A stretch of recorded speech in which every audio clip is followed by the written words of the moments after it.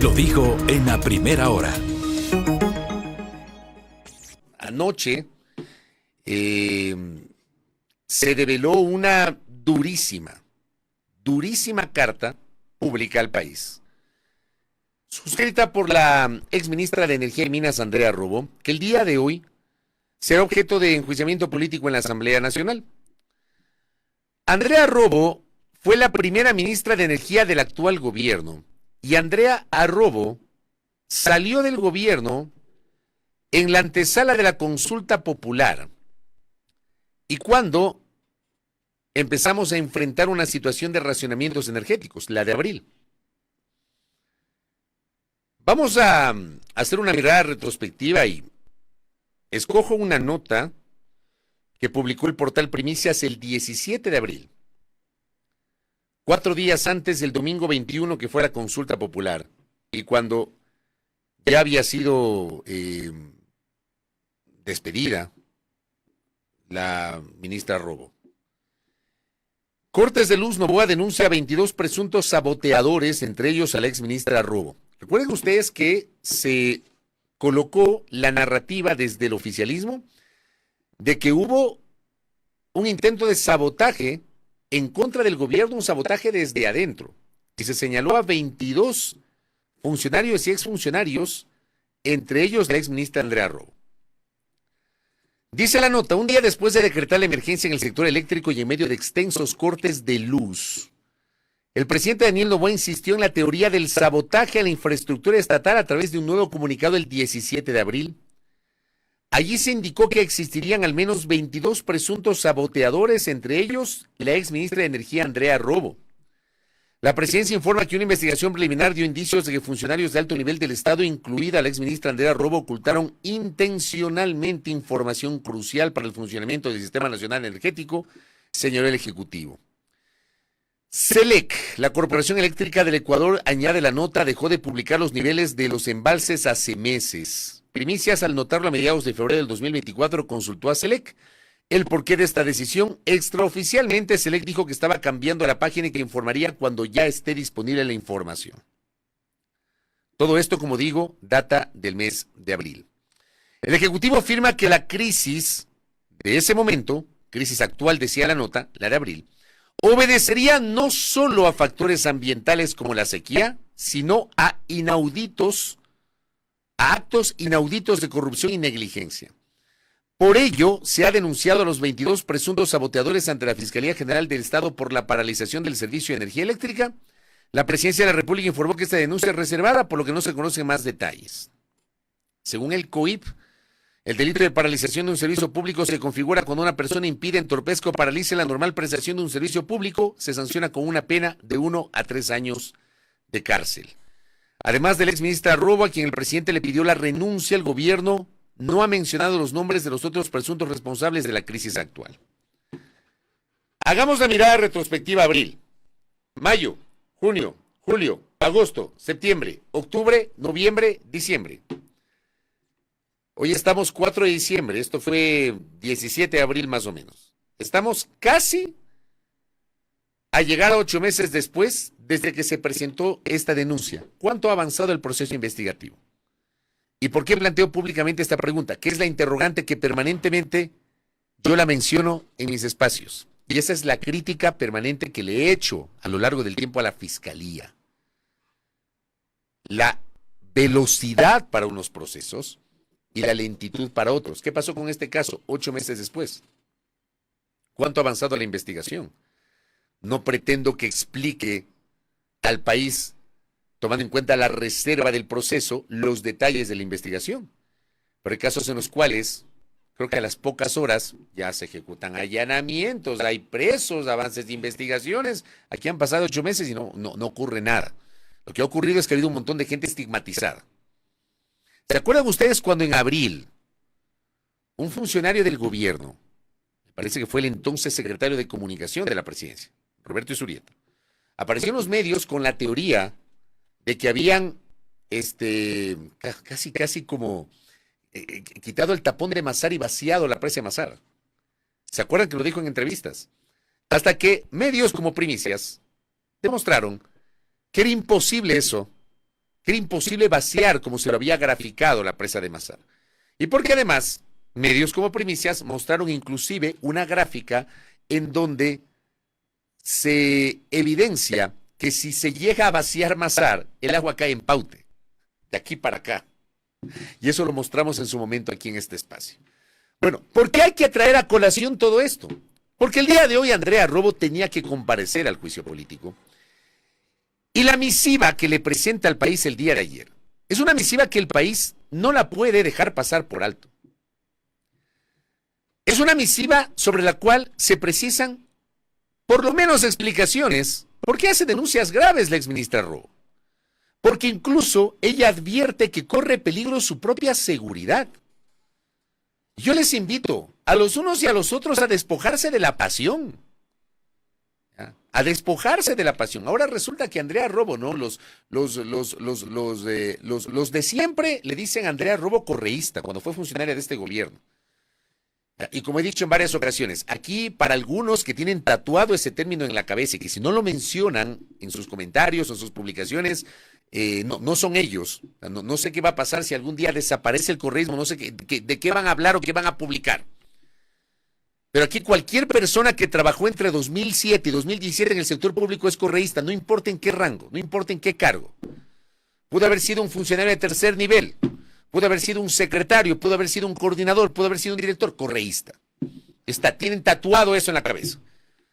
Aquí no se dan cuenta que la gente que hoy tiene 40 años de edad pudo haber tenido experiencia en el sector público, en el gobierno de Correa, en el gobierno de Moreno, en el gobierno de Lazo y hoy en el gobierno de Noboa. Pero son correístas.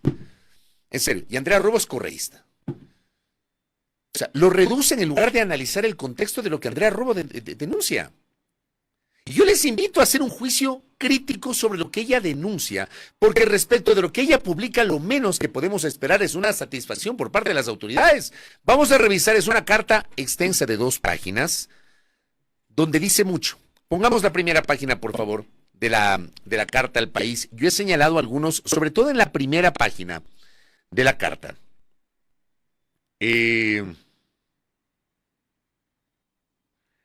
A ver, vamos a revisar la carta que está ahí en pantalla.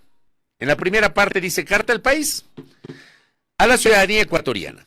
Quiero dirigirme al Pleno de la Asamblea Nacional y pararme frente a los 137 asambleístas para contarles la verdad, pero no puedo hacerlo. No es la falta de argumentos lo que me detiene, sino el temor a represalias devastadoras. Si le enseño al país los chats entre el presidente de la República y yo, en los que le informo de la crisis energética, si les pruebo cómo insistí en hacerlo público para que la ciudadanía esté preparada y poder controlar los racionamientos, si la ciudadanía se da cuenta de que me prohibieron hablar y hasta me cancelaron la rueda de prensa que preparé, entonces mi vida y la de mi familia habrá acabado. ¿Se dan cuenta ustedes lo grave de este extracto, de este párrafo, que es el segundo de esta misiva? Andrea Robo habla de chats entre ella y el presidente y asegura que con esos chats, me imagino que esos chats deben estar judicializados, deben estar siendo analizados por parte de la Fiscalía. ¿Ya? Por supuesto, aquí los chats de cualquiera, siempre yo digo, hay que tomar con pinzas. En este caso estamos hablando de una persona que tiene los chats que son de ella, según la exministra, con el presidente. Me imagino que esos chats deben estar ya en manos de la Fiscalía, o debían haber estado en manos de la Fiscalía, me imagino. Pero ya dice que tiene evidencias de que le informó al presidente de la República sobre la crisis energética en abril, que ella insistió en hacer público para que la ciudadanía esté preparada y poder controlar los racionamientos. Ojo que estábamos en la antesala de la consulta popular. Si la ciudadanía se da cuenta de que me prohibieron hablar y hasta me cancelaron la rueda de prensa que preparé, entonces mi vida y la de mi familia habrá acabado. Si esto no les parece fuerte, estamos fritos, ¿no? Vamos con la siguiente parte, póngale de nuevo. Jamás oculté información, dice Andrea Robo. De hecho, la entregué toda. Pero una crisis hídrica no era rentable para la consulta popular de abril de este año y me callaron. Por eso guardé todas las pruebas para defenderme judicialmente. Pero desenmascarar las mentiras, el acoso y la persecución política de la que soy víctima, para los que se hace uso de canales oficiales, como el video publicado por el secretario de Integridad, se refiere a un video que publicó ayer el secretario Neira, el secretario de Integridad, donde justo en la antesala del juicio político se refería al tema de la denuncia de sabotaje. Significaría, dice Andrea Robo, para mi hijo pequeño y para mí, mucho más de lo que ustedes pueden imaginar. Exponer públicamente la verdad significaría mi inmediata detención por parte de la policía, que hoy no responde a la ley.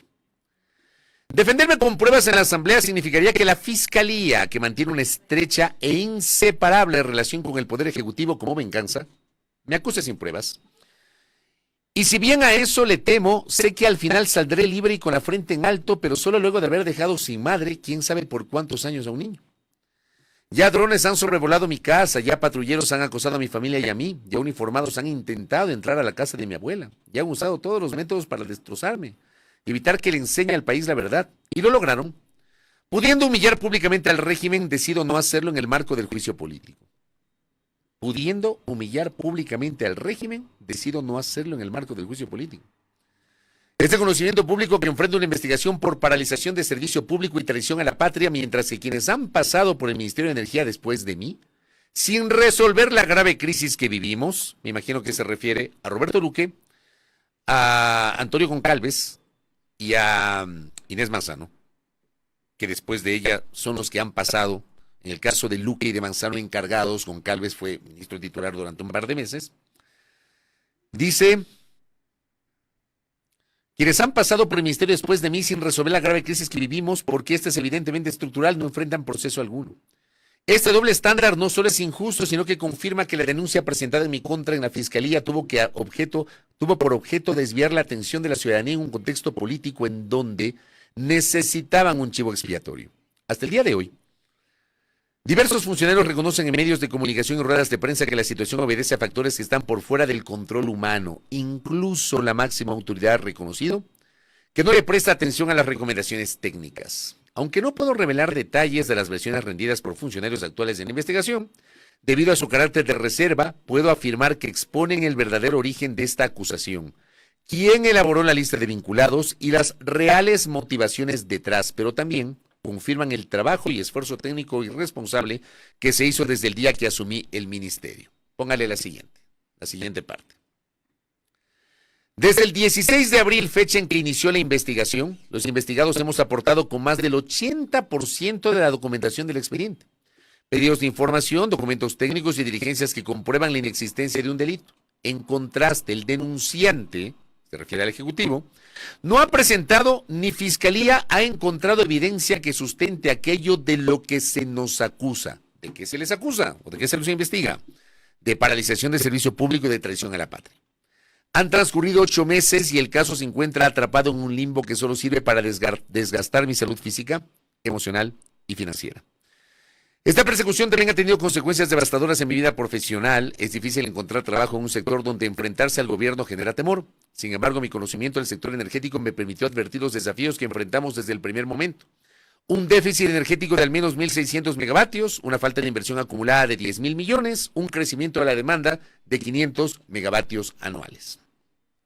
Como ministra, desde el 24 de noviembre del 2023, o sea, un día después de la posesión del presidente, me dediqué a destrabar procesos burocráticos para evitar apagones en el segundo semestre del 2024, periodo en el que todos los históricos y las predicciones climatológicas anticipaban una sequía.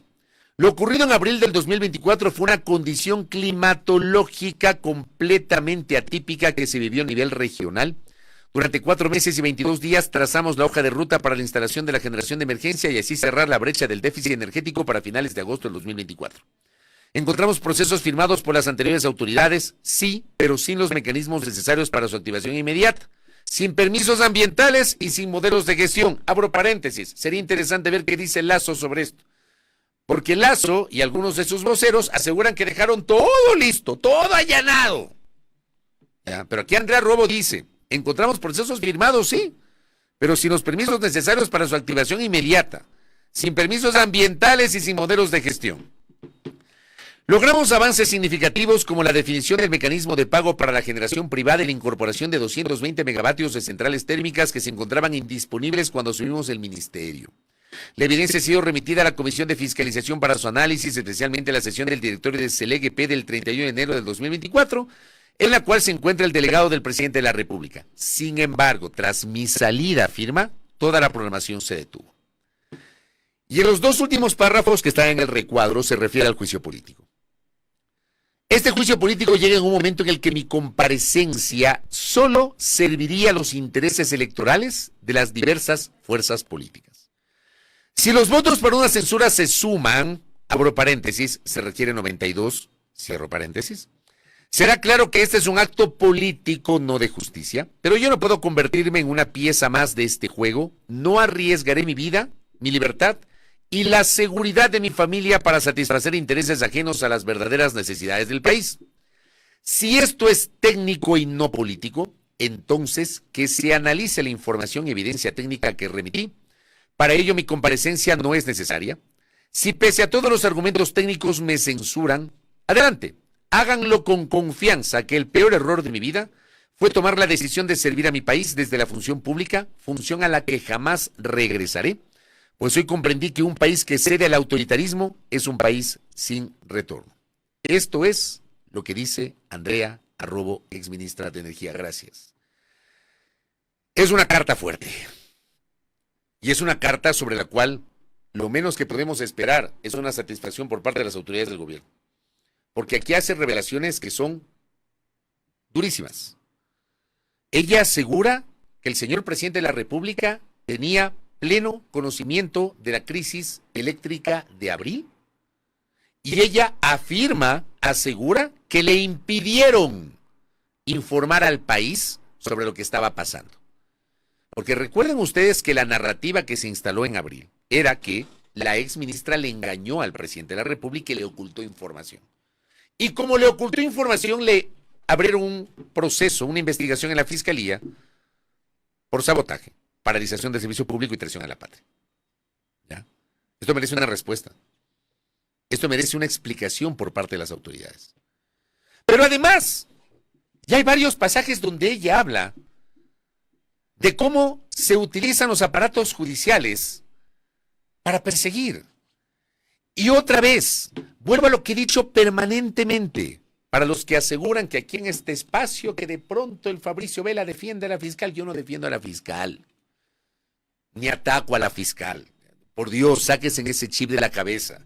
Yo cuestiono acciones. Y así como he destacado ejecutorias de la Fiscalía, he cuestionado ejecutorias de la Fiscalía. Y una de las ejecutorias que he cuestionado permanentemente de la Fiscalía es la velocidad con la cual ha llevado adelante determinados procesos. Es la estigmatización para la cual la Fiscalía se ha prestado contra determinados personajes, mientras que para otros, vea, cri, calladitos. Eso he cuestionado. Aquí está diciendo, ella está denunciando que la Fiscalía, en una parte de su carta, ella teme que la Fiscalía le persiga y teme que si iba a comparecer ante el pleno de la Asamblea, la policía le detenga. ¿Se dan cuenta lo grave de eso? Yo les invito a despojarse un poquito de la pasión y analizar con sentido crítico esto que ha revelado Andrea Robo. Que por supuesto, su gestión seguramente no fue perfecta. Debe haber cometido un montón de errores.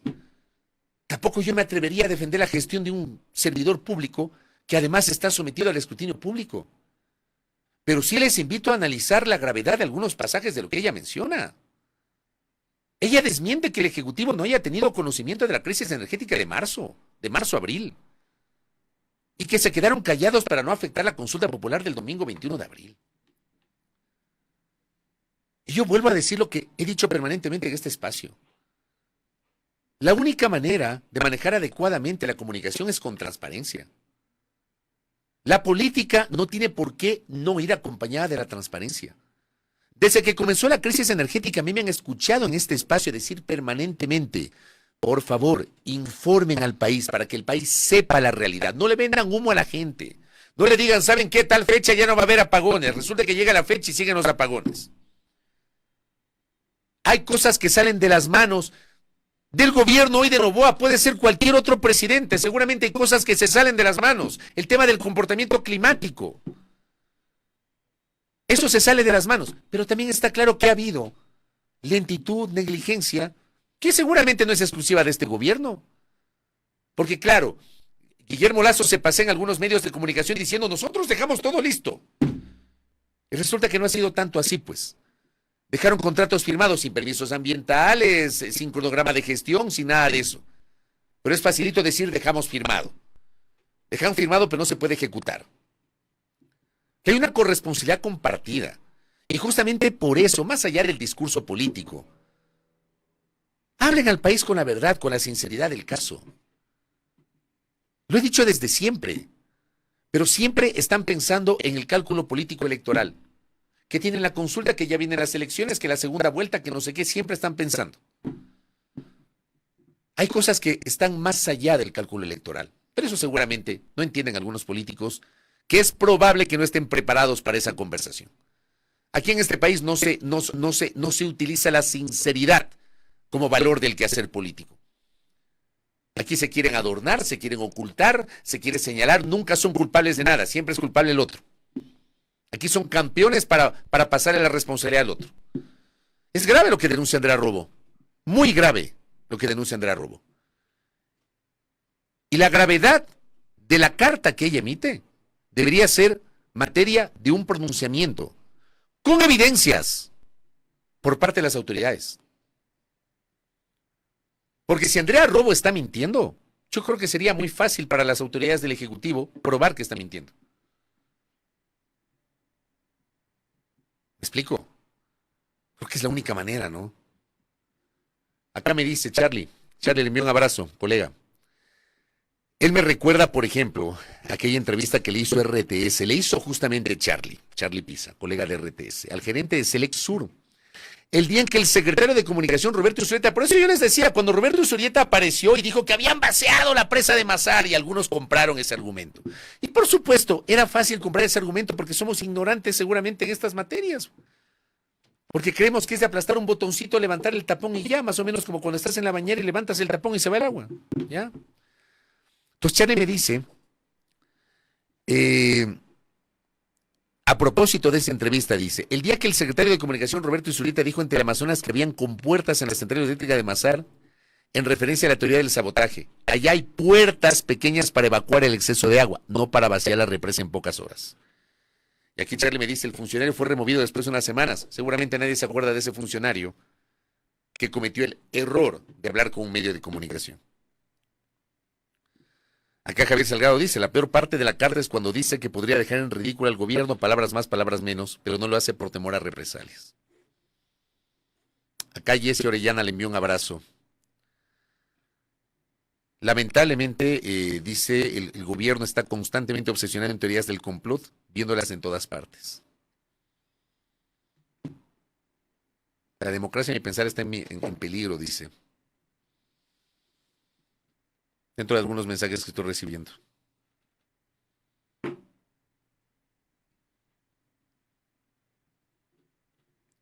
Así estamos el día de hoy.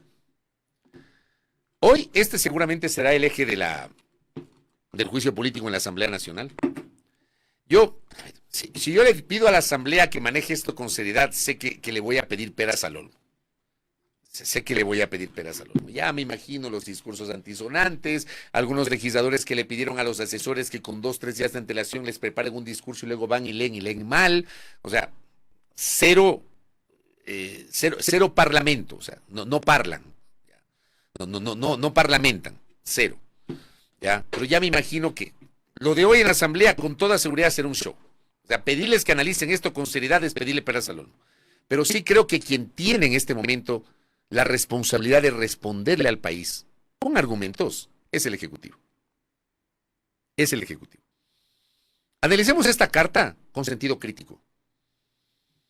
Tengamos ese sentido común, les invito, querida audiencia, a tener ese sentido común. Analizar el contenido de esa carta con sentido crítico. 7:07 en la mañana, yo venía a hablar de algunos temas de las encuestas, ¿no? Pero bueno, voy a ver si lo reservo para mañana, si es que no pasa alguna cosa extraordinaria en este país el día de hoy. Primera plana, Todas las noticias, todas las voces.